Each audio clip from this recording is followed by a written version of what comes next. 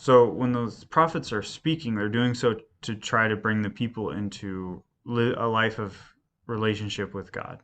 And they'll try to achieve this goal through any human means possible. Because of course, as we established, they're humans, so they have to use human acts. And they're going to do this through what I'm going to call the Linguistic Act.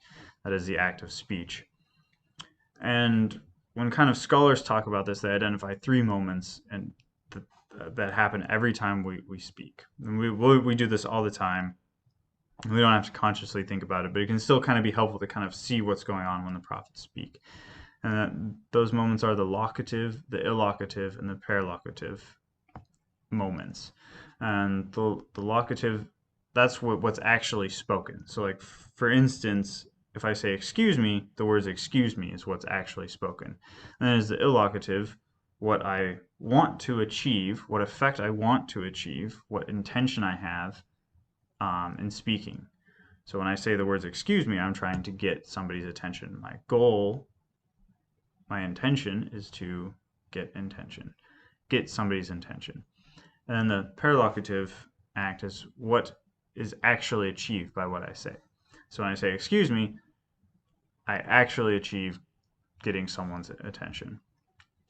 So when the prophets are speaking, these same three things are going on that happen whenever we speak. These three moments. And this is important because it's important to realize, and I've hit on this a couple times last week, is that when the prophets speak, the words they speak, they're not magic. They're not magic. There's not a magic spell. The future that they foretell doesn't happen because they spoke it into being. Only God has the power to create with his words.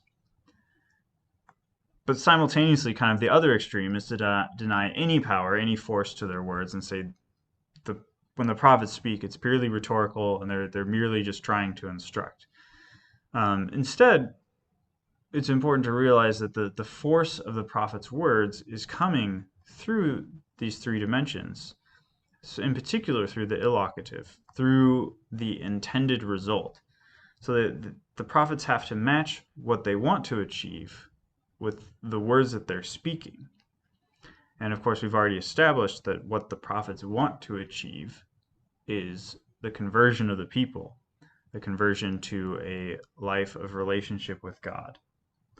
So when the prophets declare disaster, they're not doing so because they want the disaster to happen or to create the disaster. They're doing so to make the people aware of the situation that they've gotten themselves into by not living in relationship with God.